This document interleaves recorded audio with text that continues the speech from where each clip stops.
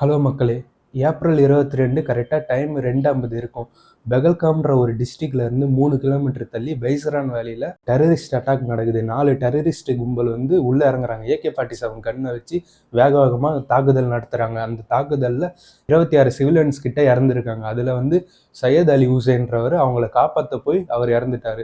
அந்த டெரரிஸ்ட் கும்பலோடைய ஒருத்தருடைய ரைஃபிளை பிடுங்கி வச்சு மற்ற பீப்புளை காப்பாற்றுறதுக்கு அவர் ட்ரை பண்ணியிருக்காங்க. பட் ஆனால் அவரால் முடியல. இன்னொருத்தவங்க வந்து பார்த்தீங்கன்னா அவரை சுட்டுட்டாங்க. ஸோ அதோடு சேர்த்து இன்னைக்கு டேட் வரைக்கும் 28 பேர் கிட்ட இறந்துருக்காங்க. அதுல வந்து ஒருத்தவர் வந்து நேபாளி, இன்னொருத்தவர் வந்து அரப் கண்ட்ரியை சேர்ந்தவங்க. ஸோ இந்தியா சைடில் என்னென்ன ஸ்டெப் எடுத்திருக்காங்க பார்த்தீங்கன்னா, கேபினெட் கமிட்டி ஃபார்ம் பண்ணியிருக்காங்க. ஆலோசனை போயிட்டு இருக்கு. அது மட்டும் இல்லாமல் சார்க் விசா வந்து சஸ்பெண்ட் பண்ணி வச்சிருக்காங்க. இன்னும் 48 ஹவர்ஸில் பார்த்தீங்கன்னா பாகிஸ்தானியர்கள் யாருமே இந்தியாவில் இருக்கக்கூடாது, எல்லாரும் வெளியேறணும்ட்டு ஒரு அனௌன்ஸ்மெண்ட்டை பண்ணியிருக்காங்க. ஸோ இப்படி ஒரு கேவலமான குழத்தனமான ஒரு அட்டாக் ஒன்று நடத்தியிருக்காங்க.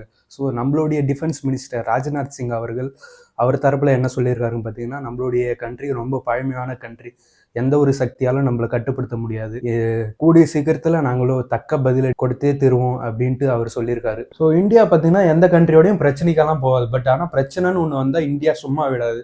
ஸோ இந்த டைமில் பார்த்தீங்கன்னா உதய்பூரில் நம்மளுடைய செக்யூரிட்டி ஃபோர்ஸுக்கும் டெரரிஸ்ட்டுக்கும் தாக்குதல் வந்து நேற்றுலேருந்து போயிட்டு இருக்கு. ஸோ நிலமை கொஞ்சம் அங்கே மோசமாக தான் போயிட்டு இருக்கு. ஸோ அடுத்து என்ன நடக்கும்ன்ட்டு நம்ம வெயிட் பண்ணி பார்க்கலாம். ஸோ எதனா நடந்தால் உங்களுக்கு நான் அப்டேட் பண்ணுறேன். நன்றி.